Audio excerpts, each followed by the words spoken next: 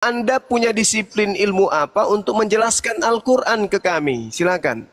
Menjelaskan siapa? Saya kan tinggal membaca. Di Al-Mu'minun ayat 5 dan 6 itu, Allahmu berkata bahwa seorang suami boleh berhubungan atau menunjukkan kemaluannya kepada istri hamba sahaya mereka miliki. Nah, dalam ayat itu dikatakan, saya bacakan tafsirnya Bang ya, bentar.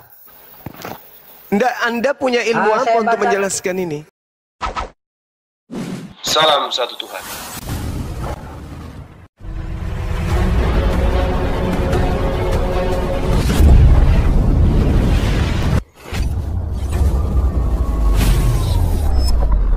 Pengantar ini singkat, para sahabat. Dukung semua ya, sahabat-sahabat kita. Channel Densa News Muslim. Di like, di subscribe, di share sebanyak mungkin. Untuk supaya mencegah sahabat-sahabat kita di luar sana tidak terpengaruh terhadap pemurtadan. Semoga Allah memberikan selalu sikap istiqamah. Salam satu Tuhan, Allahu Akbar. Dulu boleh kan? Iya, boleh. Anda punya kapasitas apa rupanya mengajarkan kami Al-Quran? Saya tinggal membaca. Aduh. Oh, Anda tidak punya kapasitas, cuman memaknai apa yang ada tertulis di situ. Ditafsir, bro. Kok memang kalau sudah ditafsir mau ditafsirkan lagi? Enggak, pemahaman Anda terhadap tafsir itu sendiri yang kami pertanyakan. Kan kita tinggal baca tafsir itu, bro. Kalau sudah ditafsirkan, berarti setelah ditafsirkan baru kita mengetahui. Benar gak? Iya, terus? Oke, saya baca dulu lah. Oke, silakan. Jangan kelabang. Aduh, parah kalian lah. Nah, silakan. Bentar, sabar ya. Kami tunggu. Satu. Oke. Dua. Kecuali terhadap istri-istri mereka atau budak-budak perempuan yang mereka miliki, maka tidak ada celah dan tidak ada dosa atas mereka untuk menggauli wanita-wanita itu dan bersenang-senang dengan mereka, sebab sesungguhnya Allah telah menghalalkan wanita-wanita itu. Jadi gini, bro, di Al-Mu'minun ayat 5 dan 6 itu Allah SWT memperbolehkan si suami itu boleh wik dengan pembantunya selain istri sahnya. Bukan pembantu itu di sini kopla. Oke, budak-budaknya. Udah disamakan pembantu, ini udah kopla ini. Ya, masa budak disamakan pembantu? Oke, saya tarik. Oke. Jangan mengoplakan diri dong. Oke. Di Al-Mu'minun ayat 5 dan 6 itu Allah memperbolehkan seorang suami itu berhubungan intim selain daripada istri sahnya, dia juga boleh berhubungan intim dengan budak-budaknya. Oke. Ya, budak. Sementara di kitab Yeremia itu jelas dikatakan bahwa mereka diperintahkan untuk memerdekakan budak itu, bukan untuk dipakai sebagai pemuas nafsu. Nah, jadi itu membuktikan bahwa Lesyuit itu adalah bukan sesembahan dari Nabi Yeremia. Begitu, bro. Ya. Kamu kan bawa kitab Yeremia. Nah, jadi begini, bro. Kalau menurut akal sehatmu dulu, bro, kau boleh nggak? Saya dulu. Saya tanya dulu. Bentar. Saya dulu dong. Gantian saya kan tanya kita. dulu, bro. Gini, bro. Kan di situ kan Gantian. Inilah kenapa kalian oten itu kami anggap adalah binatang gila. Karena kalian itu tidak mengerti Islam, tapi selalu kalian itu paling merasa pintar daripada ajaran Islam. Sementara membaca kitabnya aja tidak bisa. Makanya kami itu tidak pernah menganggap kalian itu sehat. Otak kalian itu selalu parah, sakit, gitu loh. Paham enggak maksud saya? Di ini. Sebentar, yang lain diam dulu. Bang Juma belum kelar. Izin dulu, yang lain diam dulu. Nggak boleh kayak Bang Juma, ini giliran Bang Juma yang meluruskan. Iya.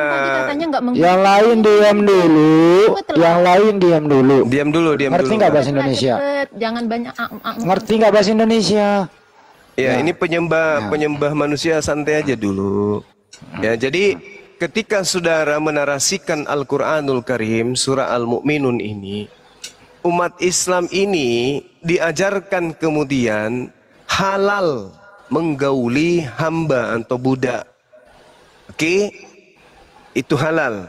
Artinya ketika pada zaman perbudakan yang diajarkan oleh dari zaman para nabi itu, ada perbudakan, kemudian cuman Islam yang menghapuskan perbudakan, maka seorang laki-laki daripada dia berzina ketika istrinya berhalangan, boleh menggauli budak. Halal, karena itu hartanya, itu miliknya. Tetapi menggauli budak pada zaman itu adalah sesuatu yang rendah. Karena budak pada masa perbudakan itu selevel dengan hewan. Jadi kalau ada orang yang menggauli budaknya kemudian tidak dimemerdekakan terdahulu, ya dalam arti kata budaknya ini dibebaskan dari statusnya, maka dia sama halnya dengan orang yang sedang menggauli hewan. Itu tidak menjadi sesuatu yang terhormat. Akan tetapi daripada dia berzina, menjadikan penyakit AIDS itu ada, daripada dia menjadi sesama jenisnya, maka lebih baik dia menggauli budaknya. Itu solusi. Illa ala aswajihim aw ma malakat aimanuhum fa innahum ghairu malumin. Nah, kalau kaidah-kaidah seperti yang Anda sampaikan tadi bahwa bukan Tuhannya sama, lalu bagaimana dengan kitab bilangan? Maka sekarang bunuhlah semua laki-laki di antara anak-anak mereka, dan juga semua perempuan yang sudah bersetubuh dengan laki-laki harus kau bunuh. Tetapi semua orang muda yang masih perawan di antara perempuan-perempuan yang belum pernah disetubuhi dengan laki-laki, haruslah kau ambil mereka untukmu. Itu mau diapain itu anak-anak perawan, gadis-gadis usia 1 tahun, 2 tahun, 3 tahun, 4 tahun diambil? Untuk apa? Untuk dijadikan pajangan di tembok? Hah? Ini budak semua ini hasil rampasan perang. Tuhan yang datang kepada Bani Israel mengajarkan demikian. Perempuan-perempuan yang sudah bolong itu bunuh semua. Bilangan 31. Ya akhi, bilang 31 ya akhi ya. Iya, 17 sampai 40.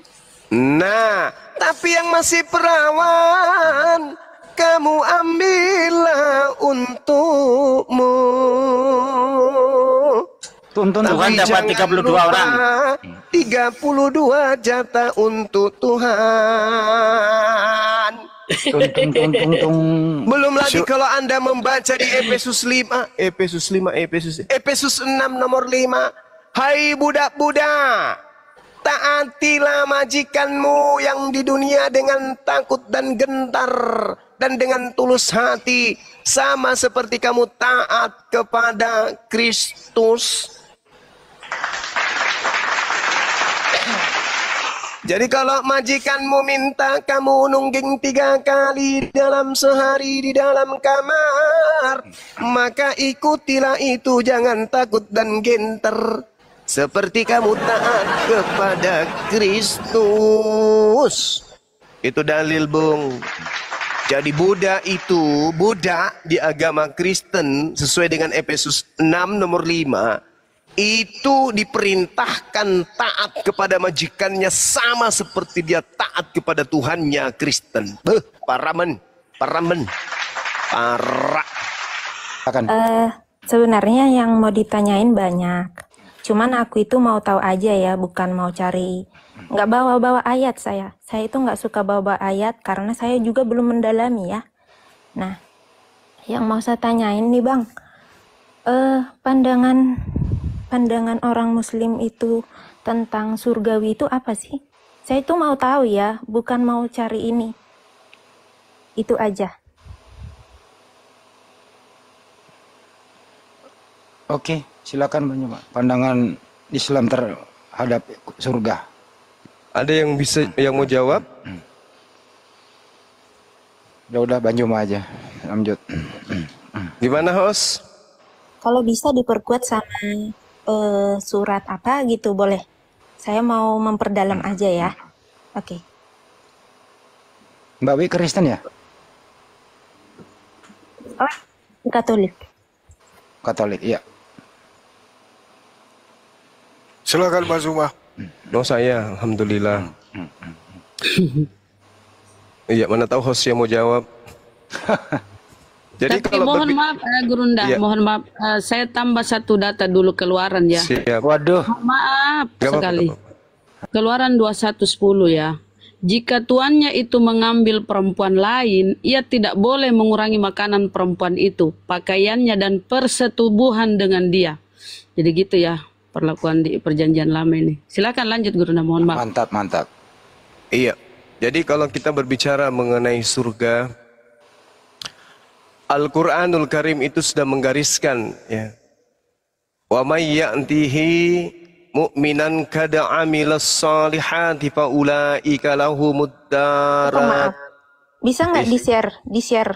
Maksudnya dengan bukti data gitu. Saya kan nggak tahu ya, saya nggak mau baca-baca sembarangan gitu. Coba di-share aja.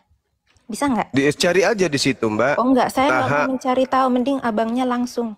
Enak kali di situ. Oh bukan enak kali, abang itu mau menjelaskan kan? Mbak. Iya, tapi kenapa Anda harus menjadi di mana tunjukkan ayat? Kan sudah dikasih ilmunya. Gini, Bang. Taha ayat 75. Maaf bang, biar nggak muncul kata-kata abang itu bohong. Nggak apa-apa, Ya, share kok aja. bohong? Bang. Nenekmu kiper, emang ini gereja tempat Bukan. bohong. Maaf bang. Kalau di gereja Kalau abang memang ngomong tempatnya tadi, bohong. Mbak, diam Di dulu, Mbak. gereja itu jangan kau samakan di sini. Satu-satu Ini Al-Quran. ngomongnya, satu-satu, Bagaimana satu-satu. mungkin saya mau mengadakan kebohongan? Ini Al-Quran. Emang Bible isinya kebohongan. Emang pendeta yang kerjanya cuma berbohong. Ini Kenapa Al-Quran. Enak Setiap- kali kau bicara. Kenapa Berbohong. saya- Emang siapa? Emang situ siapa? Kenapa sih Kristen nggak ada yang mau kondusif ya? Kenapa secara selalu cari masalah? Kenapa? Giliran Al-Quran harus selektif. Bible kamu udah paham terjemahan aslinya? Udah benar itu terjemahan sesuai aslinya? Udah benar, terjemahannya tidak pernah berubah bang. Kalau saya buktikan gimana? Dasar penipu.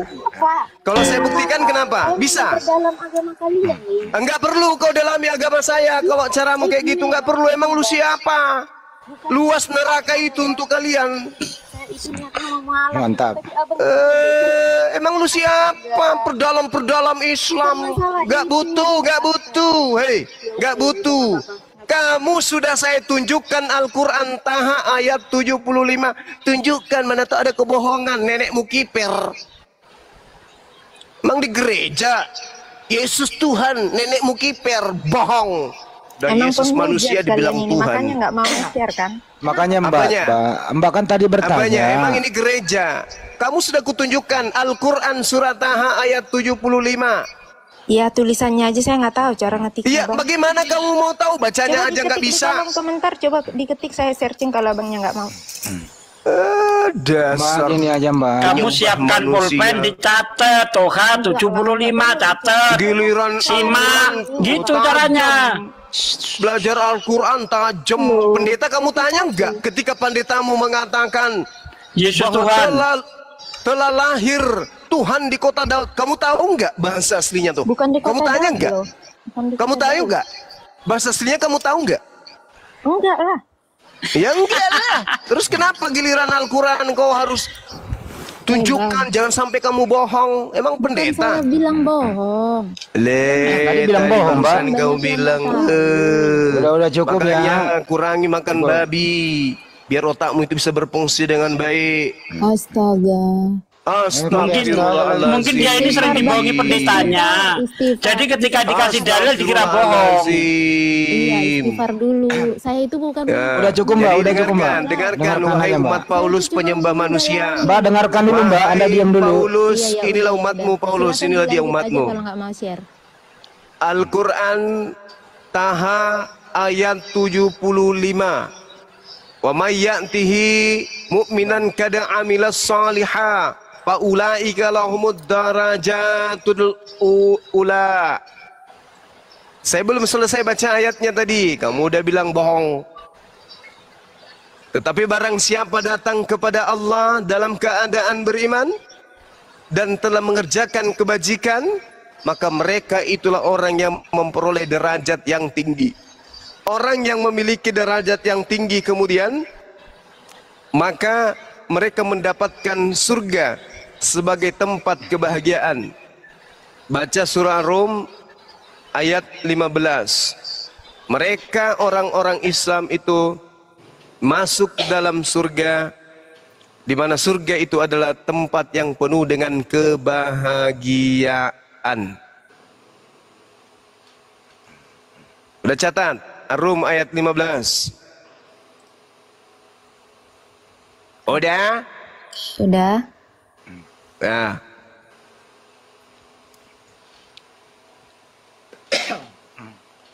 Pak Fa'ammal ladina amanu wa amilus salihati fahum fi raudatin barun.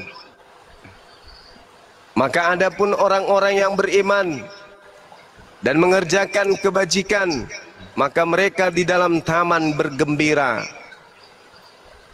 Nah, jadi surga itu bukan tempat bersedih.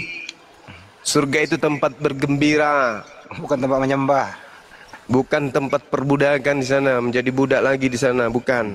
Nggak ada pesundal ya. Fatir Nggak 33 akhi. Iya, banyak ayatnya. Asy-Syura ayat 22, Al-Jasiyah ayat 30, At-Taghabun ayat 9, At-Talaq ayat 11, Al-Buruj ayat 11, banyak kalau berbicara mengenai surga. Nah, yang bahaya ini kalau surgamu yang dibahas. Perang naga. Nggak usah bahas surga gua. Harus Kenapa? perbandingan. Harus ada perbandingan. Kenapa? Takut Malu. bahas surganya, Malu. malu. Ya satu-satu. Malu. Boleh ngomong nggak? Sandal. Surganya Kristen akhi, bahas dulu, jangan berhenti ah. Oh, surganya Kristen itu berbeda. Kalaupun saya bahas, Apa surganya Kristen apa coba? bentar. Satu aja surga Kristen itu kayak mana Bentar coba? dulu. Satu aja. Ya, Satu saya aja. kan belum paham soal surga Anda, Pak. Surgamu dulu, kau jelaskan kamu udah paham. Surga kami itu tidak ada yang seperti itu. Beda ya. Oh, nggak ada Itu hanya kebahagiaan memuji di surga Tuhan Anda? Di sana cuma orang-orang yang beriman yang memuliakan nama Tuhan. Itu surga. Ayatnya mana? Ayatnya mana? Mana Coba ayatnya, mana? gantian. Mana? Ayatnya mana, Mana Mbak? ayatnya? Tadi Anda menuntut ayat. Sekarang gantian, jangan-jangan kamu bohong nanti. Coba ayatnya mana? Iya, ayatnya Bohong mana? ini, ah. Satu ngomongnya. Kau bohong gini ah. Kamu belajar dulu sama si Cepe. Cara bohong yang baik. Ayatnya mana ayatnya? Pakai ayat. Tadi Anda kan menuntut ketika kita menerangkan surganya Islam, ayat Anda minta data. Kita minta data juga dong. Di mana datanya? Ayo. Surganya Kristen, silakan. Kalau Anda mau tahu surganya Kristen, tanyanya ke Bang Suma bagus. Nah, Saya juga tahu dikit. Oh, boleh. Ada pesundal? Boleh dijelasin kalau kalian pernah membaca Alkitabnya, Ada boleh. pesundal di surga Anda. Oh, Boleh. jangan tanya kalau itu. Pendeta kalian itu harus belajar sama saya kalau Bible. Oh iya, boleh. Kalau ilmu Anda lebih dalam boleh. Tidak ada Iya. salahnya belajar. Harus. Iya, Bagus. boleh. Silakan lanjut, Bang. Oke. Ibrani 12 nomor 29. Itu dulu pembukanya. Sebab teos kita adalah api yang menghanguskan. Itu dulu ya. Satu. Tuhanmu itu adalah api yang menghanguskan. Dengarkan. 2 Tesalonika 1 nomor 7. Dan untuk memberikan kelegaan kepada kamu yang ditindas dan juga kepada kami pada waktu Tuhan Yesus dari dalam surga menyatakan dirinya bersama-sama dengan malaikat-malaikatnya dalam kuasanya di dalam api yang menyala-nyala. Yesus berada di dalam api yang menyala-nyala. Jadi kalau dia datang nanti itu ada api terbang. Yesus di dalamnya tuh, dalam api. Lalu kemudian dalam Matius 3 nomor 11. Aku membaptis kamu dengan air sebagai tanda pertobatan. Tetapi Yesus yang datang kemudian daripada aku lebih berkuasa daripada aku. Dan aku tidak layak melepaskan kasutnya. Yesus akan membaptis kamu dengan Roh Kudus dan dengan api. Jadi nanti Anda ini siap-siap aja, bulu alisnya habis, bulu mata, bulu ketek, bulu rambut semuanya habis karena dibaptis pakai api. Dah siap-siap aja ya. Kemudian di Markus 9 nomor 49, setiap orang Kristen akan digarami dengan api. Udahlah, gitu ya. Kemudian kalau Anda melihat di dalam 1 Petrus 1 nomor 7, maksud semuanya itu ialah untuk membuktikan kemurnian imanmu yang jauh lebih tinggi nilainya daripada emas dan yang fana, yang diuji kemurniannya dengan api, sehingga kamu memperoleh pujian-pujian dan kemuliaan dan kehormatan pada hari Yesus Kristus menyatakan dirinya. Jadi Anda akan diuji dengan api, apakah Anda tahan banting atau tidak. Ini kayak emas murni ini. Kemudian Tawa dia. ketahui dia. Iyalah, katanya kan Iya. kalian itu nganggap Alkitab Hanya kami itu kasihan. palsu, tapi bawa-bawa Alkitab ya. Loh, minta Palsu data, bagi Mbak. kami. Masa palsu bagi Bentar. kamu juga? Kalau itu Gimana palsu, sih? kalau itu Palsu bagi palsu. kami. Masa Kalau bagi itu- kamu juga palsu? Lucu. Iya, Diam. palsu bagi Diam. kalian. Bang Dewa, saya lagi dong kasih Diam. data. Saya ajarin Kalau kalian sama ini, saya kalian, ajarin nggak kamu. usah bawa-bawa. Wahyu 12 nomor 7. Ya. Maka timbullah peperangan di surga. Mikail dan malaikat-malaikatnya berperang melawan naga itu, dan naga itu dibantu oleh malaikat-malaikatnya. Nah, Anda di sana jadi penonton nanti, jadi wasit. Jangan lupa kalau kalian mati bawa sumpritan. Ibrani 12 nomor 29. Ya, lanjut, Sebab lanjut, teos nggak apa-apa. kita adalah api yang menghanguskan. Satu ya. Kemudian ulangan 4:24. Sebab teos adalah api yang menghanguskan. Teos yang maha pencemburu. Daniel 7 nomor 9. Nah ini unik nih. Sementara aku terus melihat tahta-tahta diletakkan, lalu duduklah yang lanjut usianya. Wih, udah tua peot. Pakaiannya putih seperti salju dan rambutnya bersih seperti bulu domba. Kursinya dari nyala api dengan roda-rodanya dari api yang berkobar-kobar. Ini Tuhan lu datang Naik kursi pakai kursi roda. roda. Rodanya api. Waduh. Udah pakai kursi roda nyala pun apinya. Mazmur 29 nomor 7. Suara Tuhan menyemburkan nyala api. Habis nanti kamu tuh dibakar sama ini api yang datang ini, bukan? Ah, bukan. Rezeki. Oh. 2 Samuel 22 nomor 9. Asap membumbung dari hidungnya, api menjilat keluar dari mulutnya, bara menyala keluar daripadanya, dari matanya. Ini apa ini? Ini apa ini? Ular naga. Merokok. Oh, merokok. Bang Juma sisain dikit dong buat kita, sisain dikit dong. Kan masih banyak. Iya sih. Ya Itu udah, kan silakan. gak Pasti yang ngerokok. lain menghujat bang. Sisain Pasti dikit yang ya. menghujat. Mbak, Itu kan ngerokok itu Tuhan. Bentar dulu. Masih kan Mbak, keluar. Mbak ada lagi Mbak. Asap membumbung dari hidungnya, api keluar dari mulutnya. Kalau bukan ngerokok apa itu? Iya kasih Mbak, aja waktu. ya udah jangan Perlu dibahas, biarin menafsirkan aja. Alkitab Mbak ada lagi Mbak kan? dikit Mbak. Mbak dengerin di surga Anda nih. Iya, Matius lanjutin, lanjutin. 21:31. Pemungut cukai dan perempuan-perempuan sundal mendahului kamu di kerajaan surga. Sekarang di surgamu ada perempuan sundal sama pemungut cukai. Iya lanjut. Kedua, nanti kamu di surga menyaksikan perkawinan anak domba. Jadi Yesus nanti mengawini kamu. Ketiga, yang paling parah nih Mbak, Wahyu 19:16. Ya Tuhanmu itu ada tatonya di paha. Kira-kira begitu Mbak. Siap-siap ya. Lancar. Lancar Jaya. Iya. Lah ini ada Akhi Bamdrin, itu naik ini Akhi Bamdrin. Assalamualaikum Akhi Bamdrin. Waalaikumsalam warahmatullahi wabarakatuh. Coba Mbak, apakah Anda udah ada persiapan nanti menyambut perkawinan anak domba di surga? Apa? Ya kalau mau masuk surga duluan jadi pelacur lah. Biar masuk di surga duluan. Kenapa Pak? Kenapa Pak? Nanti Anda dikawini oleh Yesus di surga. Asumsinya boleh sebebas itu berasumsi boleh. Coba dijelasin Bang Juma. Dikira saya asumsi Bang Juma. Terangin dulu lah. Tadi marah-marah, sekarang lembut. Enggak ada aku salah marah-marah, ketahuan. aku cuman ngegedein suara. Kalau aku marah-marah saya udah Jadi hujat. kalau berbicara mengenai surganya orang Kristen itu masih abu-abu.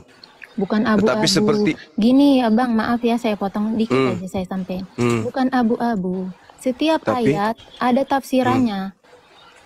Ya.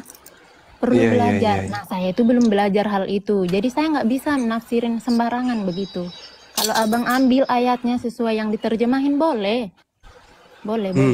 Apalagi itu untuk memperkuat iman-iman saudara-saudara yang di bawah, saudara-saudara muslim nggak apa-apa. Saya itu bertanya itu cuma mau tahu tadi.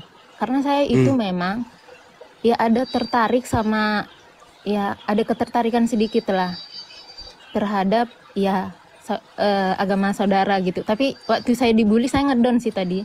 Cuman itu maksud saya cuma memperdalam itu kayak saya itu ada kayak perasaan kayak oh ini lebih ini nih gitu.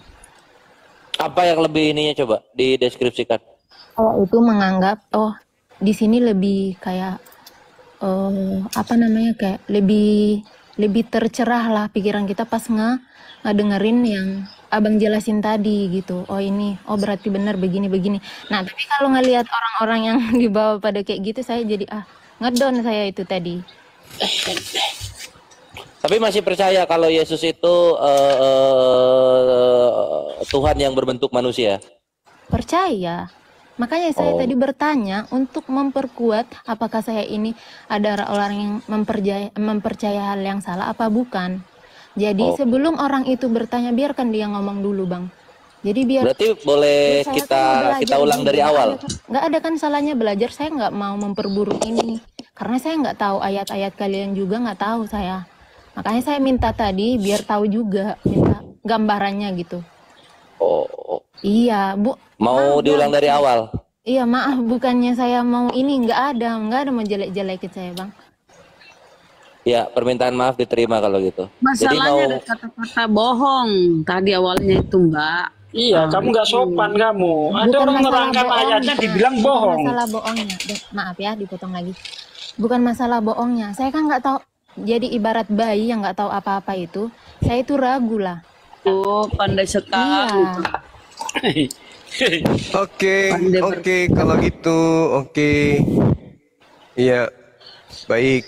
Satu data terakhir ya sebelum kita diskusi, kita mulai dari awal. Jadi kalau berbicara mengenai surga, di dalam kitab saudara 1 Korintus 2 nomor 9, tetapi seperti ada tertulis apa yang tidak pernah dilihat oleh mata dan tidak pernah didengar oleh telinga dan apa yang tidak pernah ditimbul di dalam hati manusia, semua itu yang disediakan Theos untuk mereka yang mengasihi Dia. Jadi surga itu masih abu-abu, yang tidak pernah dilihat oleh mata, yang tidak pernah didengar oleh telinga, itulah yang disiapkan oleh manusia, oleh Tuhan untuk manusia di surga. Jadi masih abu-abu. Nah, terus kemudian apalagi nih yang Mbak ini mau pertanyakan atau permasalahkan atau ingin dibahas? Oh iya, saya itu masih bertanya-tanya nih ya. Iya. Saya itu kebetulan saya pacarnya itu Muslim, cuman dia Iya. bukan orang yang taat juga. Jadi kalau saya tanya dia itu selalu nggak bisa jawab katanya, nggak bisa Iya. jawab kayak gitu. Nah, saya tanya begini waktu itu. Saya pernah, mungkin dia bukan salah dengar atau apa gitu. Nah, saya tanya ke pacar saya begini, kenapa saya pernah mendengar kalau di surga, di dalam Muslim, ada hal yang namanya bertemu bidadari, kayak gitu. Iya. Maksudnya apa gitu? Pas saya tanya, dia mau ngomong, oh saya itu kurang tahu karena saya bukan yang taat katanya. Jadi dia nggak bisa jawab. Nah, itu gimana Bang? Iya, baik. Kita ini kan manusia, dicipta oleh Allah dengan kodrat kemanusiaan. Iya benar. Allah itu maha pengasih, maha penyayang. Allah tahu kemudian apa yang diinginkan dan dibutuhkan oleh makhluknya berupa manusia. Kalau di dunia ini saja, di dunia fana ini, hal yang dibutuhkan manusia untuk mencapai kebahagiaan itu, bahkan akidah pun ingin ditabrak. Contoh seperti saudari saya ini, cowoknya Muslim, Iya. Anda sendiri non-Muslim. Iya. Tapi karena ingin bahagia, mengejar kebahagiaan hakiki. Apa itu? Ya, mempertemukan kemudian kodrat kewanitaan Anda dengan kodrat kelaki-lakian daripada pacar saudari saya nih. Itu artinya apa? Tuhan menciptakan kita dengan rasa cinta, dengan rasa sayang. Tuhan menciptakan kita dengan pola itu kemudian. Lalu Tuhan membatasi kita, jangan berzina, jangan mencabul. Ada hukum-hukum yang kemudian harus kalian taati untuk melakukan satu hal, yaitu syariat. Bagaimana Anda bisa kemudian untuk melakukan hubungan intim dengan lawan jenis, Anda harus melalui tangga ini. Dan ternyata agama pun bisa ditabrak. Akidah, keyakinan pun bisa dilabrak. Karena apa? Karena cinta. Nah, ini yang tidak mungkin Tuhan hilangkan. Ketika kita masuk ke alam kehidupan yang berikutnya, di mana tidak ada lagi kematian, tentu kemudian Tuhan akan memperlihatkan kesempurnaan daripada kebahagiaan hidup di dunia. Makanya tadi saya katakan kepada saudara, kepada saudari saya nih, bahwa di dalam kitab saudara sendiri diterangkan bagaimana Tuhan mengatakan bahwa tidak pernah didengarkan oleh telinga, tidak pernah kemudian didengarkan dilihat oleh mata. Itulah hal-hal yang disiapkan kemudian Tuhan untuk kita. Artinya bahwa kalau kita kemudian dicipta dengan prinsip yang ada sekarang ini, masakan hal ini dihilangkan oleh Tuhan? Padahal ini dalam kehidupan yang kekal, di mana kita kemudian berhadapan langsung dengan pencipta kita. Masakan kodrat kemanusiaan dihilangkan? Hanya memuji gitu. Memuji. Haleluya, haleluya, haleluya. Dalam kehidupan kekal. Mau sampai kapan kemudian? Sementara kata kitab saudara maupun Al-Quran, manusia akan dibangkitkan dan akan diberi upah berdasarkan apa yang mereka kerjakan ketika hidup di atas muka bumi ini. Artinya, satu, kita manusialah yang akan kemudian menikmati hasil jeripaya ketika kita dihidupkan kembali. Sebagai manusia yang bekerja, yang taat beribadah kepada Tuhan kita, maka jasad dan roh kita inilah yang nanti akan menerima imbalannya. Berarti kita bangkit kemudian di hari kehidupan berikutnya lengkap dengan jasa, lengkap dengan kelamin, lengkap dengan tangan, dengan kaki, dengan dada, dengan kepala, untuk menerima upah apa yang pernah kita lakukan ketika kita di dunia.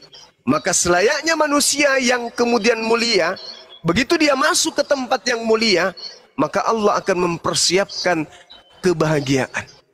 Allah akan mempersiapkan kebahagiaan yang sempurna kepada hambanya yang ketika dia hidup di dunia, mereka kemudian taat kepada perintah Tuhan. Ya, jadi mohon maaf, Ucok yang tadinya terjaga dengan baik, tidak melakukan kemaksiatan, tidak kemudian asal-asal masuk ke sarang yang bukan punyanya, begitu dia mati bangkit kembali, si Ucok akan diupah. Kenapa? Allah itu maha penyayang, Allah itu maha pengasih. Dia tahu tentang kodrat hambanya. Maka seorang wanita ketika masuk ke surga diberikan perhiasan, dibuat dia cantik, dibuat dia punya banyak berlian, bahkan lantai rumahnya itu dari emas, bahkan pakaiannya dari sutra. Itu yang disenangi oleh wanita. Maka ketika laki-laki yang senang terhadap kepuasan biologis, disiapkan oleh Allah istrinya di dunia sebagai permaisuri, di samping daripada itu ada bidadari-bidadari sebagai pelayan keluarga mereka. Apa yang salah? Tidak ada yang salah. Yang salah ketika hidup di dunia sudah taat kepada Tuhan, begitu masuk ke surga mengabdi lagi di dalam, memuji-muji aja terus dalam kehidupan yang kekal tanpa habis, tanpa henti. Lalu kapan pembalasan kebahagiaan itu datang? Silakan.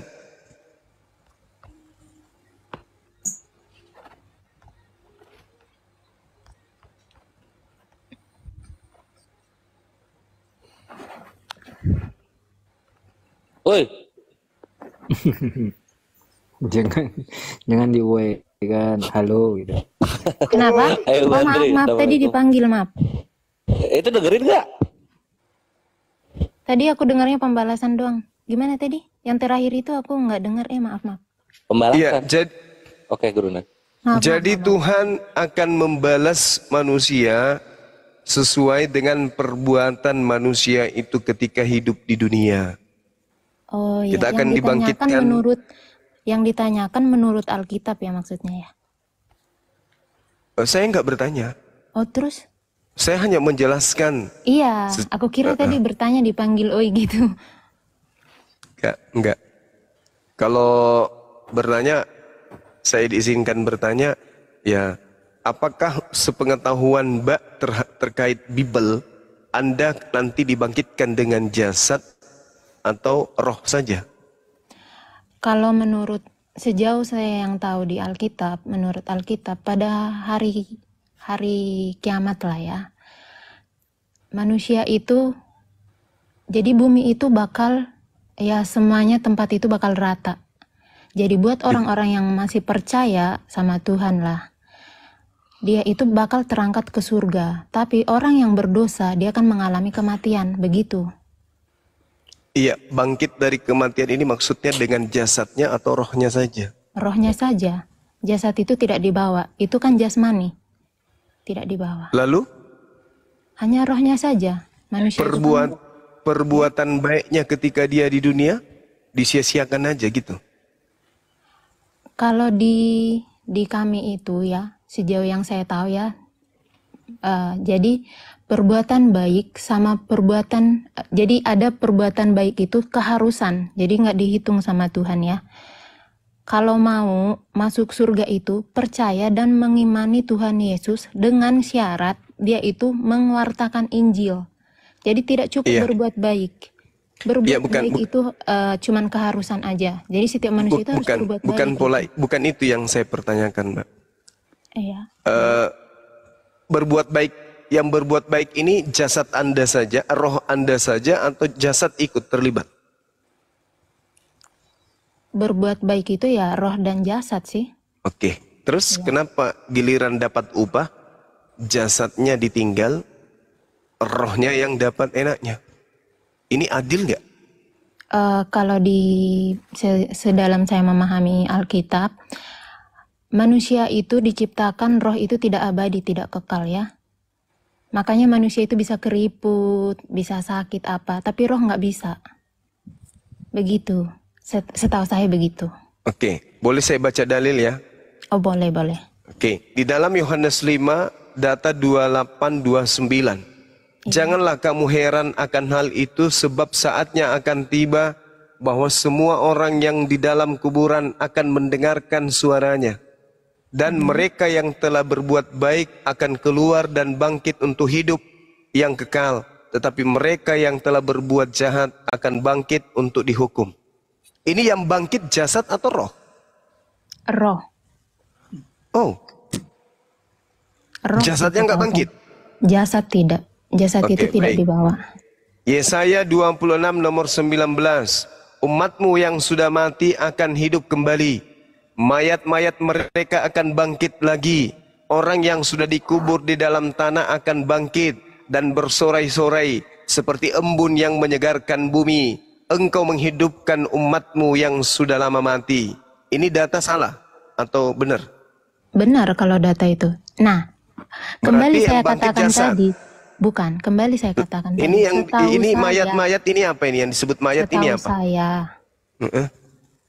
Yang disebut mayat tadi ini apa, Mbak? Roh. Setahu saya yang disebut mayat itu jasad. Iya, jasad. Nah, Oke, berarti yang seperti dibangkitkan aku jasad, katakan betul? tadi, saya itu kan belum mendalami. Nah, setahu saya, kalau pada hari kiamat, roh-roh yang dipakai. Jadi ke surga itu nggak bawa jasad gitu. Oke, saya Nah, tambah lagi. kalau mau abang menafsirkan satu Markus ayat, 9, 43 ya itu harus lagi. dibaca dari seluruh ayat itu Iya. dulu. Oke, saya tambah lagi. Iya, boleh. Daniel 12 nomor 2. Banyak orang yang tidur di dalam debu tanah akan terbangun. Ada yang mendapat hidup yang kekal, ada yang mendapat malu dan dihinakan penghinaan yang kekal. Orang-orang yang berakal budi akan bersinar seperti terangnya langit, dan orang-orang yang menuntun banyak orang kepada kebenaran seperti bintang-bintang selama-lamanya. Hosea 6 nomor 2. Ia akan menghidupkan kita setelah 2 hari, pada hari ketiga ia akan membangkitkan kita dan kita akan hidup di hadapannya. Gimana? Masih menganggap bahwa yang akan dibangkitkan hanya roh saja? Masih. Karena memang setahu saya tetap itu. Saya nggak bisa menambah-nambahin, Pak. Gurunda, aku masuk dikit ya Gurunda ya. Iya. Nanti silakan. Ya, jadi gini, siapa nih siswi? Wih. Maksud dari tadi Gurunda menjelaskan ayat-ayat yang malah bertentangan dengan imannya Wiye, maksudnya adalah segala yang diimani oleh siswi, salah satunya tentang yang nanti ke surga itu roh, segala keimanannya siswi itu bertentangan dengan apa yang tertulis. Ke situ intinya. Contoh yang tadi, belum nanti Tuhan itu terbagi 3 pribadi, Tuhan menjadi manusia, Tuhan itu duinatur, ibadah itu hari Minggu, itu semuanya tidak tertulis sama sekali. Nah, Kalau itu maksudnya Gurunda. Kalau soal ibadah setiap hari Minggu itu, karena Tuhan menciptakan langit dan bumi itu selama 7 hari. Nah, ke hari ke-7 Tuhan istirahat. Nah, di situ manusia dianggap istirahat itu memuji Tuhan. Itu kalau itu setahu saya. Memang tidak tercatat di Alkitab. Nah, kalau tidak tercatat tapi dilakukan, itu namanya mengfitnah Tuhan. Tuhan bukan nggak sih. nyuruh begitu, kenapa Jadi kalian begini, begitu? Gitu loh. begini. Manusia itu gini. Jadi setiap ayat-ayat Alkitab itu kan ada tafsiran. Nah, pada Nah, kenapa pemuka-pemukanya malah ditafsir, beriman? Nah, gini siswi, ditafsir. kenapa malah ditafsir? Kenapa nggak mengimani yang tertulis? Wah, nggak boleh gitu dong, Pak. Nah, kayak setiap, ya gini aja, setiap ayat itu kan terjemahan juga. Nah, terjemahan itu nggak selamanya sama. Kenapa nggak pakai akun ini? Tadi di roomnya JP pakai akun ini, masa sekarang nggak bisa? Aku nggak ngikutin CP, Pak. Sumpah. Iya. Lanjut. Sumpah. Oh iya. Bapak jangan kayak gitu. Namanya jadi fitnah kalau Bapak. Baiklah, jika begini, lanjut. Oke, boleh? Saya lanjut ya. Iya, Gurunda. Oke, yang pertama yang harus kita pahami, data-data di dalam kitabnya orang Yahudi dan juga kitabnya teman Kristen. Yehezkiel 18 nomor 30. Oleh karena itu aku akan menghukum kamu masing-masing menurut perbuatanmu, hai kaum Israel. Demikianlah firman Tuhan. Bertobatlah dan berpalinglah dari segala durhakamu, supaya itu jangan bagimu menjadi batu sandungan dan menjatuhkan kamu ke dalam kesalahan. Mazmur 62 nomor 12. Dan daripadamu juga kasih setia ya Tuhan, sebab engkau membalas setiap manusia menurut perbuatannya. Yang disebut manusia itu adalah jasad dan roh. Lalu kemudian Pengkhotbah 12 ya. Karena Allah akan membawa setiap perbuatan ke pengadilan yang berlaku atas segala sesuatu yang tersembunyi, entah itu baik atau entah itu jahat. Lalu kemudian Matius 16:27, sebab anak manusia akan datang dalam kemuliaan Tuhannya, diiringi malaikat-malaikatnya pada waktu ia akan membalas setiap manusia menurut perbuatannya masing-masing. Lalu kemudian Yohanes 5:29, dan mereka yang telah berbuat baik akan keluar dan bangkit untuk hidup yang kekal, tetapi mereka yang telah berbuat jahat akan bangkit untuk dihukum. Jadi intinya setiap manusia itu akan dibangkitkan untuk diupah berdasarkan perbuatan masing-masing. Sekarang kita lihat di dalam Yehezkiel 37. Bernubuatlah, demikianlah firman Tuhan, mengenai tulang-tulang ini, dan katakanlah kepadanya, hai tulang-tulang yang kering, dengarkan. Hai tulang-tulang yang kering, dengarkanlah firman Tuhan. Beginilah firman Tuhan, kepada tulang-tulang ini, aku memberi napas hidup di dalammu, supaya kamu hidup kembali. Aku akan memberi urat-urat kepadamu, dan menumbuhkan daging kepadamu. Aku akan menutupi kamu dengan kulit dan memberikan kamu napas hidup, supaya kamu hidup kembali. Dan kamu akan mengetahui bahwa akulah Tuhan. Lalu aku bernubuat seperti yang diperintahkan Tuhan kepada aku. Aku segera sesudah itu bernubuat. Kudengarlah suara, sungguh suatu suara berderak-derak, dan tulang-tulang itu bertemu satu sama lain. Sedangkan aku mengamatinya. Kulihat urat-urat dan daging-daging tumbuh padanya, kemudian kulit menutupinya, tetapi mereka belum bernapas. Maka Tuhan berfirman kepadaku, bernubuatlah kepada napas hidup itu, dan bernubuatlah wahai anak manusia, dan katakanlah kepada napas hidup itu, beginilah firman Tuhan Elohim, hai napas hidup, datanglah dari keempat penjuru angin, dan berhembuslah ke dalam orang-orang yang terbunuh ini, supaya mereka hidup kembali. Lalu aku bernubuat seperti apa yang diperintahkan Tuhan kepada aku. Dan napas hidup itu masuk ke dalam mereka sehingga mereka hidup kembali. Mereka menjejakkan kakinya seperti tentara yang sangat besar. Lalu Tuhan berfirman kepadaku, hai manusia, tulang-tulang ini adalah seluruh kaum Israel. Sungguh mereka sendiri mengatakan tulang-tulang kami sudah menjadi kering. Dan pengharapan kami sudah lenyap. Kami sudah hilang. Oleh sebab itu, bernubuatlah dan katakanlah kepada mereka, beginilah firman Tuhan, sungguh aku membuka kubur-kuburmu dan membangkitkan kamu hai umatku dari dalamnya, dan aku akan membawa kamu ke tanah Israel, dan aku akan mengetahui, dan kamu akan mengetahui bahwa akulah Tuhan pada saat aku membuka kubur-kuburmu dan membangkitkan kamu hai umatku. Aku akan memberikan rohku ke dalammu sehingga kamu hidup kembali, dan aku akan membiarkan kamu tinggal di tanahmu, dan kamu akan mengetahui bahwa akulah Tuhan yang mengatakannya dan membuat demikianlah firman Tuhan. Ini jelas ini. Tulang belulang yang sudah hancur akan dibangkitkan kembali. untuk kemudian diberikan upah berdasarkan perbuatannya masing-masing. Nah, pertanyaan saya kepada saudara saya nih, setelah saudara mendengarkan apa yang saya bacakan, apakah ketika Anda di surga, Anda masih mengenal orang tua Anda atau anak Anda atau suami Anda? Gimana ya, saya nggak bisa menjabarkan karena nggak memahami ini juga ya, nggak terlalu memahami Alkitab. Saya terangin dari sisi dari penjelasan pendeta lah. Jadi kalau di surga kita itu nggak mengenali sama sekali. Kita itu seperti terlahir baru yang benar-benar tidak mengingat keluarga. Waduh. Iya, jujur benar. kali nih. Gini gurunya, mantap. Aku juga. Mana tadi klep? Oh ini. Dia tidak mengenali. Tidak mengenal keluarga. Waduh. Tidak mengenal keluarga. Karena ya jatuhnya itu tidak mengenal keluarga. Dosa itu kan kita tanggung pribadi ya. Kita nggak menanggung dosa orang lain, saudara, orang tua, atau anak kita nggak tanggung. Ini kan sudah di surga. Jadi tidak, ya? Sudah di surga di sini kan, udah di surga. Iya, justru itu. Apakah tidak di ada surga tidak mengenal keluarga lagi? Iya, tidak mengenal. Karena Tidak kita mengenal. itu sudah tidak terikat duniawi. Kan kita kenal keluarga di dunia. Begitu. Iya.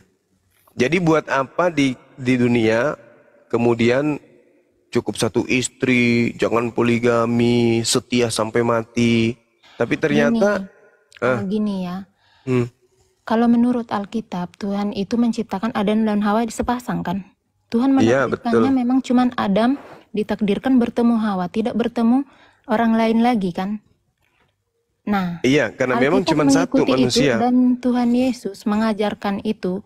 Memang pernikahan itu berjanji di depan Tuhan dengan sehidup semati, sakit ataupun senang harus bersama. Nah, berarti kalau sakit ataupun senang harus bersama, orang lain itu tidak boleh ikut campur dong, begitu. Iya, tapi apalah artinya dalam kehidupan dunia yang cuma sementara seperti itu, tapi dalam kehidupan kekal justru tidak saling kenal. Iya, justru itu. Karena di surga gambaran orang Kristen itu tidak ada lagi ikatan duniawi, jadi nggak bawa-bawa itu. Istilahnya di dunia itu kita cuma dikasih masa-masa buat ngelakuin hal duniawi ya di bumi, di dunia gitu. Jadi nanti di surga, nafsi-nafsi di itu sana. fokusnya itu cuman penyembahan ke Tuhan.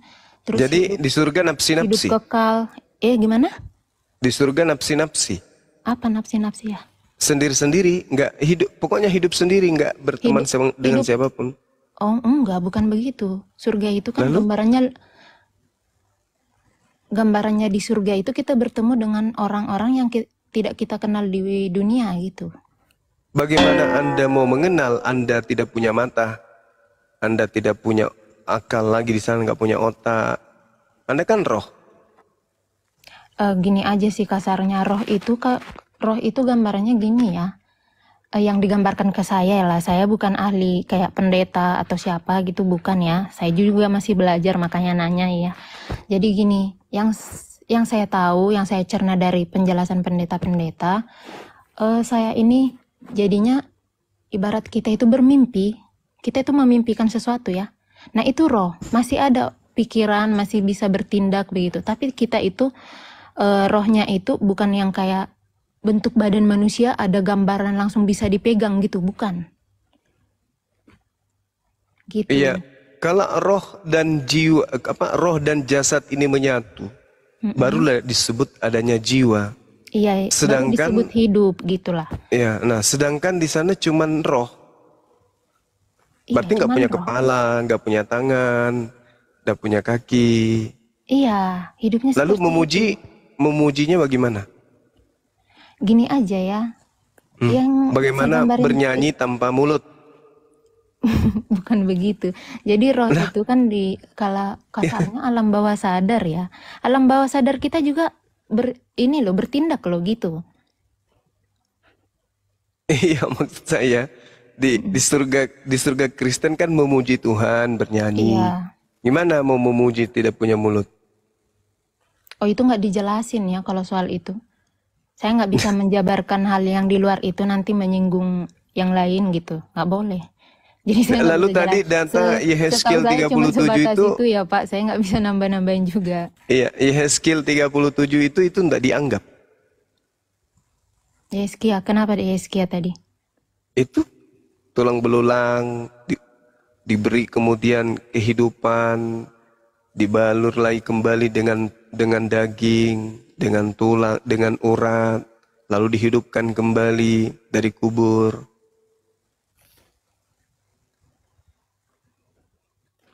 Itu udah jelas sekali loh. Maaf, suaranya terputus Pak. Itu udah jelas sekali di Yehezkiel 37, manusia kelak akan dibangkitkan dengan jasadnya. Iya. Aduh, saya belum membaca sampai sana sih. Saya masih membaca Perjanjian Lama, jadi belum masuk sampai ke sana. Ya itu perjanjian lama, Mbak. Iya, maksudnya belum sampai ke sana. Perjanjian Lama kan banyak ya. Dari Kejadian keluar, ya saya masih membaca. Jadi saya itu nggak mau membaca tapi nggak tahu maknanya. Jadi makanya saya itu memiliki keraguan sampai sekarang gara-gara ini. Sementara kehidupan saudari ini saat ini yang paling Anda sayang dan Anda cintai di keluarga itu siapa? Ibu. Tadi kirain mau bilang Bang Suma. Oke. Jadi kalau misalnya sayang ibu masih hidup? Masih sehat. Masih sehat. Nanti kalau misalnya tidak diminta-minta ini, misalnya ya, ibu duluan pergi misalnya. Iya. Jadi itu nggak ada lagi harapan untuk berjumpa sama dia? Tidak ada. Hah? Tidak ada. Selama-lamanya? Iya, tidak ada. Orang yang kita cintai itu? Iya, tidak ada. Berarti perasaan manusia kita nanti di surga itu hilang? Hilang. Bagaikan orang yang lahir baru. Hilang. Perasaan sayang itu hilang. Perasaan rindu ke orang tua hilang. Hilang itu. Hilang. Hilang. Perasaan Lalu rindu apa? juga hilang. Lalu apa yang ada? Kurang tahu ya, saya belum, nggak tahu, saya nggak bisa jawab soal itu. Padahal kalau kita melihat gambaran surga, kalau di Islam ya pertama. Iya. Boleh ya kita ke Islam sedikit ya? Boleh. Al-Quran menjelaskan, saya jadi takut tidak baca datanya nih. Al-Quran surah Ar-Ra'd. Saya penasaran sebenarnya. Iya, sorry maaf tadi saya agak keras ya. Ar-Ra'd ayat 23. Iya. Di situ diterangkan jannatu adnin yadkhulunaha wa man salaha min abaihim wa azwajihim wa dzurriyyatihim wal malaikatu yadkhuluna alaihim min kulli bab. Yaitu surga-surga Aden. Mereka masuk ke dalamnya bersama dengan orang yang mereka kasihi, yaitu orang saleh, dari nenek moyang mereka, dari pasangan-pasangan mereka, dari anak-anak mereka, dari cucu-cucu mereka. Sedang para malaikat masuk ke tempat-tempat mereka dari semua pintu. Jadi kalau di Islam itu Mbak, ketika kemudian kita masuk ke dalam surga, maka kita masih bertemu dengan anak-anak kita, dengan orang tua kita, mertua kita, saudara kita, teman-teman kita.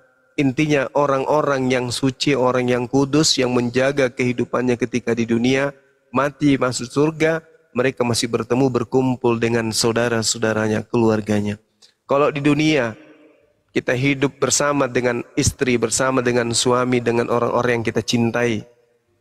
Kemudian kita mendapatkan duit, ada rezeki, kita memiliki rumah, punya kendaraan. Kita hidup bersama dengan mereka, tentu kita berbahagia. Tuhan pencipta langit dan bumi menyiapkan itu semua untuk aspek kebahagiaan, satu poin kebahagiaan untuk makhluknya. Lalu kemudian kita pindah ke alam yang kekal, yang sudah nggak ada lagi penyakit, nggak ada lagi sedih, nggak ada lagi penderitaan, nggak ada lagi ratapan gigi, air mata, dan seterusnya. Maka kesempurnaan kebahagiaan yang Allah ciptakan kepada kita sebagai upah dari kehidupan kita di dunia berbakti kepadanya adalah dikumpulkan kembali dengan orang-orang yang kita cintai dalam kehidupan yang lebih jauh, lebih sempurna. Nah, itulah kebahagiaan yang kemudian diberikan oleh Allah kepada orang yang taat beribadah kepada dirinya. Allah mengatakan, waliman khafa maqama rabbih jannatani. Dan bagi siapa yang takut kepada Allah, ya, takut untuk menghadap kembali keridaan Allah Tuhannya, maka mereka mendapatkan 2 surga. Lalu Allah sedikit lagi mengatakan di dalam surah An-Nisa ayat 124. Wa may ya'mal minas shaliha min zakarin aw untha wa huwa mu'minun fa ulaika yadkhulunal jannah wa la yuzlamuna naqira. Allah Subhanahu wa taala menjelaskan, barang siapa mengerjakan kebaikan, kebajikan, baik laki-laki maupun perempuan, sedang mereka beriman, maka mereka itu akan masuk ke dalam surga dan mereka tidak akan dizolimi sedikit pun. Artinya gini, kalau Al-Quran sudah mengatakan wala yuzlamuna naqira, yang disebut manusia itu adalah perpaduan antara jasad dan ruh. Ketika kita masuk ke dalam surga tanpa jasad, itu zolim. Itu zolim. Kenapa? Karena kita diciptakan dalam keadaan lengkap jasmani dan rohani mengabdi kepada Allah. Maka ketika kita kemudian kembali kepadanya untuk diupah, maka sejatinya kita sebagai manusia yang sempurna inilah yang harus mendapatkan upah tersebut.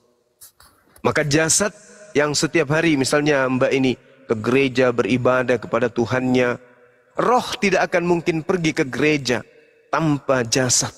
Maka jasad pun memiliki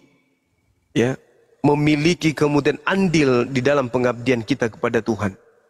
Atau setidaknya Anda tidak melakukan Anda melakukan persinahan. Tidak akan mungkin persinahan itu terjadi tanpa adanya jasad. Maka ketika Anda kembali dibangkitkan oleh Tuhan untuk diupah, bukan hanya roh Anda yang dibalas neraka, tetapi jasad Anda juga. Kenapa?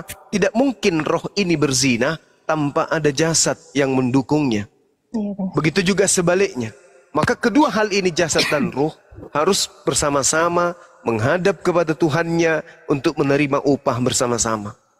Itu kaidah di dalam ajaran agama Islam, wala yuzlamuna naqira.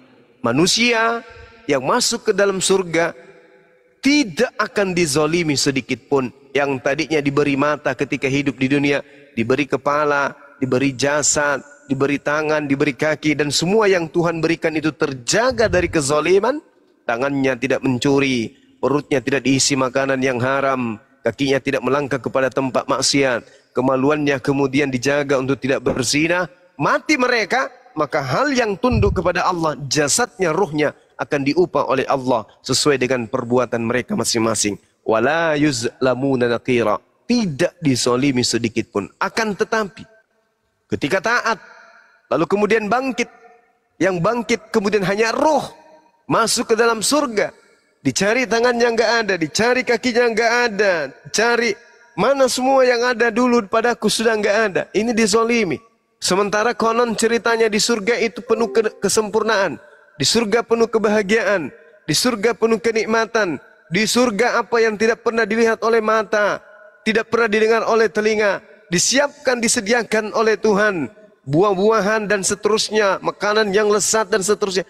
Tapi apalah artinya kalau kita tinggal roh, melihat yang indah-indah tapi cuman roh, melihat sesuatu yang indah, lantainya emas, dindingnya berlian, batu-batu yang indah-indah, tapi apalah arti itu semua kalau ternyata itu hanya roh. Masya Allah, subhanallah. Ipar, mamanya anak-anak belum tidur. Jadi apalah artinya itu semua coba? Kita melihat kebahagiaan. Padahal kalau kita lihat di dalam Bible, engkau akan makan denganku semeja. Banyak orang yang akan dari timur, dari barat yang akan makan denganku. Abraham pun akan makan dengan kalian, semeja dengannya. Lalu bagaimana ceritanya orang makan tanpa jasad? Gimana ceritanya orang itu minum tanpa jasad? Maka Al-Quran mengatakan wala yuzlamuna nakira. Makanya di Islam itu, Mbak, jasad memiliki syariat, ruh memiliki syariat. Padahal kalau dikatakan di dalam kitab saudara, sembahlah Tuhan dalam roh dan kebenaran. Artinya roh ini harus tunduk kepada aturan Tuhan, jasmani ini harus tunduk kepada kebenaran Tuhan. Apa kebenaran Tuhan itu? Pola, syariat, hukum-hukum yang harus dijalankan oleh jasad. Jangan makan yang haram, jasad harus tunduk. Kalau dilarang makan babi, Mamat 11:7, jangan engkau makan babi, jasad harus tunduk. Jangan engkau berzina, jasad harus tunduk. Ibadahlah kamu, sujudlah kamu, jasad harus tunduk. Makanya ya umat Islam itu begitu. Kenapa jasadnya terpelihara? Mereka mau ibadah, mereka harus wudhu. Mereka harus mensucikan diri kemudian. Baru kemudian mereka sujud kepada Tuhannya. Jasad pun harus bersih. Kenapa? Karena jasad akan kembali kepada Allah, bukan hanya ruh. Demikian sementara, silakan. Iya, makasih Pak. Jadi kalau mau kayak mendekat ke Tuhan itu gimana dong? Aku itu harus gimana gitu? Kalau kami di Islam, yang pertama ketika kami mau menghadap kepada Allah, jasad ini harus bersih. Jasad ini harus bersih. Kalau misalnya kita habis tidur dengan bini, atau dengan suami, atau mimpi basah, maka sebelum ibadah, maka umat Islam itu kudu wajib ada yang disebut mandi junub. Sama mandi tahir di dalam ajaran orang Yahudi. Mandi junub namanya. Itu yang pertama. Kemudian ketika kami ingin melakukan... Maaf Pak dipotong. Itu terangin dulu, saya kurang tahu ya kata-kata itu. Terangin dulu. Iya, yang mananya? Maaf ya, saya kurang tahu ininya, jadi belum pernah dengar. Tahir itu loh, mandi itu Gundul. Iya, mandi apa tadi namanya? Itu apa gitu? Iya, mandi setelah kemudian bersetubuh dengan istri, dengan pasangan. Oh, mandi biasa iya. Atau ada sesuatu? Ada niatnya, gitu? Iya, Ada ya? berniat mandi junub untuk membersihkan diri dari hadas besar. Jadi mandi besar. Dan umat Islam itu Mbak, umat Islam itu ketika kemudian dia dalam keadaan junub, ya dalam keadaan junub, mereka itu kalau dia pada fase keadaan di mana beliau sungguh berhati-hati di dalam menjaga datangnya ajal, maka mereka tidak akan membiarkan diri mereka itu lama dalam keadaan junub. Mereka takut jangan-jangan mereka itu gimana? Habis melakukan ya yang tadi lah namanya ya. Jadi kita itu wajib mandi lah maksudnya. Mandi. Iya. Oke. Untuk mensucikan diri kembali menghadap kepada Allah. Gitu. Iya. Nah, kalau sudah mandi junub, mau sholat, wudhu lagi, basuh tangan, basuh wajah, basuh kaki, untuk kemudian sujud beribadah kepada Allah. Jadi kena dua-duanya kena. Jasadnya bersih, ruhaninya bersih. Siap. Itulah, makanya umat Islam itu selalu dianjurkan untuk wudhu, untuk membersihkan diri. Habis haid, mandi junub. Habis melahirkan, nifas, mandi junub. Nah itulah ibadah. Berarti jadi darah juga harus mandi junub ya? Iya. Oke. Iya, itu harus mandi junub kalau sudah haid. Jadinya bersih dia, bersih, lega rasanya untuk beribadah kepada Allah dalam keadaan bersih. Nah itulah kemenangan yang diberikan kepada orang-orang yang beriman. Kan Yesus berpesan tuh di dalam Matius 5 nomor 20, jika hidup keberagamaanmu tidak lebih sempurna, tidak lebih baik dari hidup keberagamaan ahli Taurat, maka engkau tidak akan masuk ke dalam surga. Artinya setelah ahli Taurat akan muncul ajaran yang lebih baik, lebih sempurna hukum-hukumnya daripada ajaran ahli Taurat.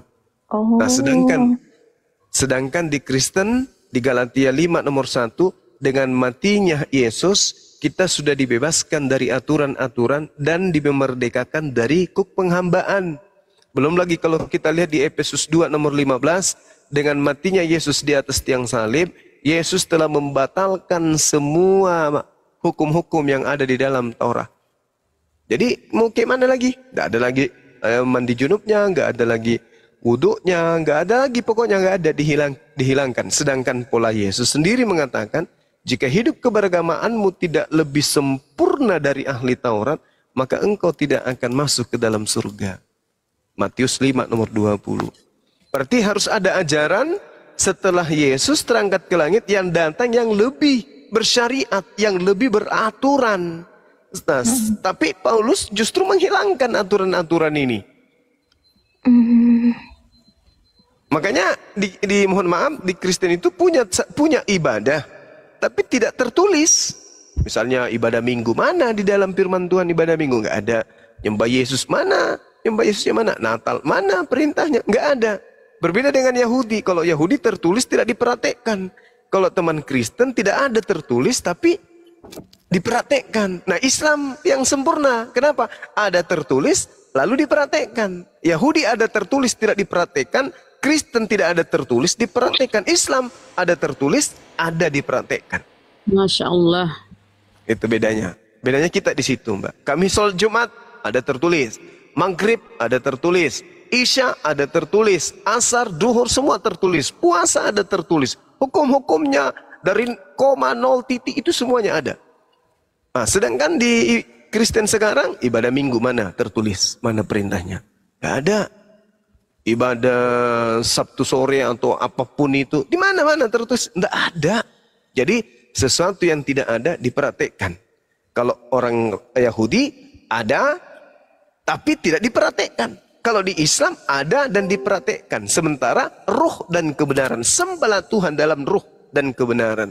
Kebenaran itu maksudnya ada tertulis. Ada firman Tuhan yang mengatur pola itu. Benar. Itu dia. Maaf nih Pak ya. Saya itu sebenarnya takut nanya-nanya tadi dari awal. Karena saya lihat bapak-bapaknya galak soalnya tadi. Takutnya saya nanya dianggapnya kayak orang yang sebelum-sebelumnya gitu. Iya, nah, gini. Ya. Alhamdulillah kalau Mbak sadar bahwa takut dianggap seperti orang-orang yang sebelumnya. Artinya saudari saya tahu bahwa memang yang naik itu tadinya kemarin-kemarinnya itu adalah orang yang bukan mau berdiskusi, orang mau berantem. Saya orangnya gampang ini gitu. Iya, mohon maaf Pak ya, tadi mungkin terbawa emosi gitu. Suara saya gemeter karena takut tadi. Iya, sorry Mbak ya, maaf yang sedalam-dalamnya. Saya mewakili adik-adik saya di sini minta maaf. Boleh nggak saya nanti DM Bapak ya, saya mau tanya banyak-banyak gitu. Boleh nggak sih? Boleh DM saya Mbak. Iya. Jadi saya sahabat Zuma ini, saya akun host. Ini sahabat Zuma, ini saya adminnya, kebetulan saya adminnya Bang Zuma. Iya, betul. Dulu kalau gitu ya. Ya baik, saya follow kembali. Kemudian di profil saya sudah ada nomor WA-nya Mbak. Jadi kalau misalnya DM-nya nggak saya baca, Mbak bisa WA saya melalui link yang ada di profil saya. Seperti itu ya Mbak Wi. Oke. Mbak Kan Wi, soalnya saya itu orangnya nih? yang keras gini. Walaupun saya nggak mendalami dulu agama saya itu, saya orangnya keras. Jadi begitu FYP-nya itu komplit, saya itu udah muncul keraguan-keraguan begitu. Nah, pas saya muncul keraguan, kebetulan bukan mengadi-ngadi ya, mulut saya ini nggak akan bersaksi dusta, Tuhan saksinya. Jadi kebetulan sepupu saya itu udah mualaf, cuman dia itu ya masih diterima di keluarga masih. Cuman aku itu karena dulu orangnya yang keras Kristennya, saya takut bertanya-tanya, takutnya ya sepupu saya ngasih tahu ke siapa gitu. Jadi saya nggak nanya-nanya gitu. Jadi saya cuma diem ya. Ini pas live tadi kebetulan FYP, saya beraniin ini up gitu. Iya, tadi saya baca komennya karena saya lihat Mbak katanya awalnya mau belajar, makanya saya naikin tadi langsung cepat-cepat. Tadi nggak kayak apa ini kok saling hujat gitu. Saya itu udah mulai nggak nyaman. Ini di up nggak ya? Tapi saya beraniin up gitu. Katakan dalam kata sayang dari awalnya, Mbak. Iya, betul. Ternyata nggak Masya Allah. Ya, sekali lagi Mbak, saya mewakili adik-adik saya, saudara-saudara saya sini minta maaf. Iya, nggak apa-apa sih. Dimaafkan ya. Mungkin Masya salah paham Allah. juga, saya juga tadi niatnya kurang kelihatan ya. Banyak persiapan kawin ya? Saya itu pengen juga pacar saya itu ngarahin. Cuman setiap saya tanya dia nggak bisa ngarahin, jadi aku itu kayak bimbang nanya ke siapa gitu. Soalnya kan di tempat saya itu kayak Muslim sama non Muslim itu setengah-setengah. Jadi kalau mau bertanya itu saya takut kayak si Dewi nanya bagi si Dwi nanya ke sini takut begitu. Mbak Wi masih aktif ke gereja ya Mbak? Udah enggak. Kenapa? Enggak selama sebulan karena udah mulai Goncang. ngerasain keraguan kayak gitu. Masya Allah. Bagian apanya goncangnya, Mbak Mohon Mbak maaf Dwi? ya Mbak, mohon maaf ya Mbak tadi ya. Sama ini saya juga bilang teman-teman yang di bawah tadi yang ngata-ngatain Mbak Wi, minta maaf sekarang. Ya, ayo Bani typing. Ayo, Laskar Rapi. Makanya Mari tadi minta saya maaf. bilang jangan ngehujat. Kan tadi saya udah belum dibilangin, selesai tak ngomong, kenal maka tak sayang. Kan udah. Tak sayang maka tak gendong. Jadi gini Mbak, Mana? kira-kira yang paling signifikan Mbak yang Anda ini yang meragukan Islam, apa kira-kira Mbak? Meragukan itu karena maaf ya, karena saya yang ngalamin ya. Jadi saya pernah punya bukan pacar sih, teman satu gereja. Dia itu kasusnya gerejanya digusur. Nah, terus aku ngomong, oh kok sampai kayak gitu, katanya nggak ada izin. Lah, tanah itu punya siapa, kata aku.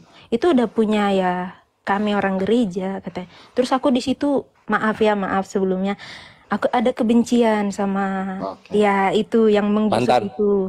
Oh, Trauma dengan satu kasus. Iya, gitu ya. aku mikirnya gini, Selain itu Mbak ada udah lagi? biarin aja gitu. Nah, Selain itu apa lagi? Selain itu dulu paman saya tinggal di Aceh. Tuhan jaga, Tuhan yang tahu mulut saya berbohong apa enggak ya. Jadi waktu itu Oke. Sebentar, jangan disela dulu. Nanti Bang Joma yang jelaskan. Jadi pertanyaan gini Bang Joma, saya udah paham. Dia itu mau memeluk Islam, tapi dia trauma sama kasuistik. Tidak dia membaca, mengerti kitab sucinya. Itu nanti dijawab padahal Bang Joma. gini loh, ya ajaran itu pasti baik lah. Itu pasti orang-orang yang nggak mengikuti ajaran kan. Nah, cuman karena saya nggak tahu apa-apa, saya kosong. Jadi saya menganggap, oh mereka itu jelek ajarannya, begitu. Oke. yang paman tadi, Oh iya, yang paman itu, jadi tinggal kan di mayoritasnya orang Muslim ya. Nah, si paman saya itu kan orangnya Katolik, tapi sepupu-sepupu saya yang cewek-ceweknya itu ya, perempuan itu disuruh wajib berhijab. Gitu, makanya aku, kenapa begitu gitu? Kenapa nggak ada kebebasan buat orang lain gitu? Nah itu munculnya saya itu membenci, terlalu membenci ya. Oke, cukup. Hasilnya. Jadi cukup. Silakan Bang Joma diterangkan. Ini kasuistik jadi membuat dia trauma Bang Joma. Silakan. Iya, bisa jadi kalau hidayah Allah itu ya, hal-hal yang seperti itu justru adalah loncatan berpikir kita kemudian yang bekerja di bawah alam sadar kita yang justru menjadi asbab hidayah. Jadi kejadian yang membuat kita trauma, melahirkan sebuah traumatik dalam kehidupan kita itu, justru membuat hal itu yang akan membawa kita kepada hidayah. Kenapa saya katakan demikian? Karena hal itu sangat berbekas gitu loh. Iya. Berbekas di dalam diri, kok bisa sampai kayak gitu, gereja kami gini. Itu berbekas kemudian. Nah justru hal ini bisa berbalik setelah tahu duduk perkara yang sebenarnya. Ternyata memang isinya belum ini, atau kemudian pemukiman di sana itu mayoritas Islam. Kemudian jemaat-jemaat yang datang itu adalah jemaat yang jauh datang ke tempat itu. Mengganggu orang dan seterusnya, kan gitu poinnya. Atau kejadian seperti paman yang ada di Aceh. Justru kejadian itu kemudian membuat kita ini semakin begitu tahu sedikit tentang Islam, ternyata itu adalah hal yang dilakukan oleh personil. Bukan karena unsur agamanya, bukan kitab sucinya yang menginstruksikan hal itu terjadi. Akhirnya apa yang terjadi? Kecintaan yang ada. Muncul kecintaan, oh yang salah oknumnya, bukan agamanya. Karena kalau dari aspek oknum kita menilai sebuah agama, tidak ada lagi agama yang benar di atas muka bumi ini. Gak ada. Dan itu mustahil. Harus ada yang benar. Karena Tuhan tidak mungkin membuat kita menjadi yatim tanpa bimbingan, tanpa pengajaran. Lalu kemudian kalau dilihat dari aspek kebenaran oleh setiap agama, membuat kita menilai agama itu benar, maka semua agama akan benar. Hindu, Buddha, bahkan orang ateis pun benar. Lalu apa yang menjadi aspek ukur daripada kebenaran itu? Kembali kepada kitab suci. Kenapa kembali kepada kitab suci? Karena pencipta langit dan bumi itu tidak mungkin kemudian nusul ke muka bumi ini. Menyatakan, hai akulah Tuhan, akulah pencipta. Nggak mungkin. Kenapa? Khalik, sang pencipta, itu tidak mensifati sifat makhluk. Karena dia bukan makhluk. Tuhan mustahil bukan Tuhan. Tuhan mustahil berhenti menjadi Tuhan lalu menjadi makhluk. Itu mustahil. Karena pada diri Tuhan itu ada sifat-sifat mustahil. Di antaranya mustahil menjadi makhluk. Kan gitu. Nah, lalu dengan cara apa Tuhan kemudian mengajarkan makhluknya, manusianya? Dengan menunjuk wakil-wakilnya, itulah nabi, itulah rasul. Lalu bagaimana rasul ini menyampaikan kemudian ajarannya agar dapat dicerna oleh umatnya? Dituliskanlah, dihafalkan, dituliskan di sebuah kitab suci. Itulah dikatakan sebagai kitab, sebagai panduan. Nah, kitab suci banyak. Kristen punya kitab, Hindu punya kitab, Buddha punya kitab, Islam juga punya kitab. Maka karena Tuhan Maha mengetahui, tentu Tuhan akan menorehkan sebuah kitab di mana kitab itu berkesesuaian dengan apa? Dengan makhluknya yang bernama manusia itu. Maka connect antara wahyu dengan alat yang menelaah wahyu tersebut, yaitu akal. Maksudnya gimana? Kalau kita ajukan sebuah kitab, kitabnya Kristen dan kitabnya Islam, kitab mana yang sesuai dengan akal? Maka tidak mungkin Tuhan yang Maha mengetahui menurunkan sebuah kitab di mana kitab itu justru bertentangan dengan akal makhluknya yang adalah manusia.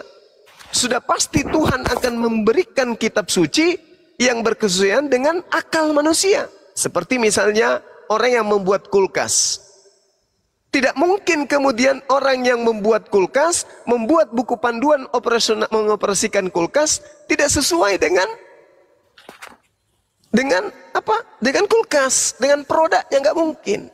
Tidak mungkin kemudian orang yang bikin mobil matic memberikan buku panduan, buku manual, nggak mungkin. Tidak mungkin. Kalau manusia aja akan menyesuaikan antara buku keterangan kulkas dengan bukunya, buku panduannya, bagaimana dengan Tuhan pencipta langit dan bumi yang begitu maha mengetahui segala aspek yang ada pada diri makhluknya? Tentu lebih sempurna buku panduannya. Maka tidak mungkinlah orang tukang kulkas akan menuliskan buku panduan yang tidak berkesan dengan produknya. Demikian juga kitab suci, tidak mungkinlah kitab suci itu bertolak belakang dengan akal manusia. Tidak mungkin. Kalau ada kitab yang dianggap suci bertentangan dengan akal, percayalah itu bukan bersumber dari pencipta langit dan bumi kita, tetapi mungkin hanya bersumber dari orang-orang yang kita tidak jelas dari mana dia, siapa ayahnya, siapa ibunya, dan seterusnya. Tapi kalau dari pencipta langit dan bumi, nusul ke muka bumi ini, karena Tuhan itu mengetahui kodrat dan kemampuan manusia, maka tentulah kitab sucinya ini akan berdasarkan kepada pengetahuan manusia itu sendiri. Saya kira begitu, Mbak. Jadi kalau misalnya ada yang salah di Islam itu adalah oknum, sama seperti Bang Suma ketika tadi ada kasar kepada wanita yang harusnya diayomi, yaitu adalah pribadi saya yang buruk, bukan agama saya. Kenapa? Karena Al-Quran menyatakan kepada saya dengan sangat jelas, serulah manusia kepada jalan Tuhanmu dengan cara yang baik.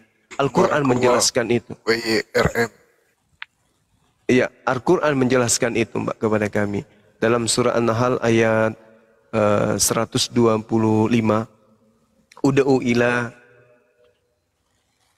Ud'u ila sabili rabbika bil hikmah wal mau'idatal hasanah. Serulah manusia kepada jalan Tuhanmu dengan hikmah dan pelajaran yang baik. Bantalah mereka dengan cara yang baik. Ini perintah. Berarti saya menyalahi konsep. Apa yang saya praktikkan tadi berarti salah. Khilaf saya. Makanya saya minta maaf. Kitab saya mengatakan serulah saudari Wiwi itu dengan cara yang hikmah dan cara-cara yang baik. Bantalah dia dengan cara yang baik pula. Ini perintah Quran. Tapi tadi saya malah tidak mempraktikkan. Berarti yang salah saya. Jangan menilai Islam dengan Bang Suma. Nilailah Islam itu dengan kitab sucinya. Demikian, Mbak. Terima kasih. Masya Allah. Iya, makasih Bang, penjelasannya enak didengar, terus gampang dicerna juga ya. Masya Allah, makasih. Iya, bener, serius, saya nyernanya itu nangkep lah maksudnya. Oh, Barakallah, Bang WIRM. Tapi gini ya Bang ya. Iya, silakan. Karena saya itu tinggalnya masih sama orang tua, saya cuma bisa diam-diam ini teh. Jadi saya takut lah orang tua itu ya menolak lah gitu kan. Jadi mungkin nanti kalau ada live, saya itu nonton live-nya itu subuh-subuh lagi. Ini nanti jam 7 saya juga harus kerja lagi sebenarnya. Cuman karena iya. Oh iya saya orang Bandung. Jadi orang Bandung. nanti kalau ada yang kenal boleh lah ya gitu. Lebih dekat gitu mengenal. Mbak buka aja YouTube-nya ini, Mbak. Banjuma ada YouTube. Zulkifli Mabas. Nanti Mbak ulang-ulang aja itu, dengar bareng sama pacarnya gitu. Oh, pacar saya jauh, pacar saya orang Palembang, soalnya kami jauh, aja. nggak pernah ketemu. Enggak, saya gini ya, jadi gini. Saya itu dulu ininya keluarganya itu campuran, ada orang Jawa, Batak sama orang Bandung gitu. Jadi saya itu memahami 3 bahasa ya kan. Nah, saya itu udah pergi ke Jogja, keluarga saya ada, ke Medan ada, ke Bandung ada. Cuman ya buat yang mengenal Muslim itu nggak ada gitu. Keluarga saya itu Katolik sama ya Protestan gitu. Jadi kalau buat tahu-tahu soal ini itu baru-baru sekarang, baru-baru pas heboh live-live yang kayak gini gitu. Ada Uni Rifa waktu itu sering live, saya sering nonton itu. Tahu Uni Rifa nggak sih? Iya. Tahu ya. Nah, saya dulu suka nonton Uni itu juga. Cuman karena saya waktunya itu jadwalnya itu sering saya kuliah sambil kerja, jadi nggak ada waktu kadang nonton yang begini tuh. Nah, makanya nanti buat besok saya mungkin boleh join lagi nggak tanya-tanya ini tuh. Atau enggak boleh DM aja gitu ya? Siap, nanti saya infokan Mbak. Atau nanti chat aja saya di WA, di profil saya ada link WA-nya langsung. Oh iya, boleh ke WA ya? Boleh langsung ke WA. Makasih kalau gitu. Siap Mbak, ditunggu. Oh iya, boleh. Dan saya juga minta maaf sebelumnya Mbak atas kegaduhan yang tadi, karena sebelum Mbak naik itu kan Mbak mungkin sudah lihat rata-rata OT-nya semua penghujat. Jadi mungkin rata-rata, jadi pada saat Mbak naik tadi masih terbawa emosi seperti itu. Iya, saya tadi tidak kondusif karena makanya nggak kondusif tadi. Itu ketakutan gitu. Oh, kayaknya saya nggak boleh nanya itu gitu. Oh, dimaafin nggak, Teteh? Dimaafin nggak? Oh iya, harus dimaafin lah. Kasih. Ya, saya maafin pasti. Saya juga mau belajar banyak, jadi ya saling berbagi lah ya. Karena saya juga baru sebulan ini mengalami ya kayak Mbak, kebimbangan. terakhir Mbak sebelum turun Mbak. Iya. Anda kan nggak mau ke gereja lagi nih. Iya. Percaya nggak sih kalau Sang Pencipta alam semesta itu yang kita sembah pernah turun ke bumi Mbak? Percaya atau tidak Mbak? Maksudnya? Bentar. Ya kan yang namanya Yesus itu kan Tuhannya orang Kristen. Percaya nggak kalau Ya, Tuhan benar. itu pernah turun ke bumi? Oh, selama saya ini ya percaya. Makanya yang terakhir-terakhir ini saya ada keraguan itu. Oh, udah Masya mulai Allah. nggak percaya.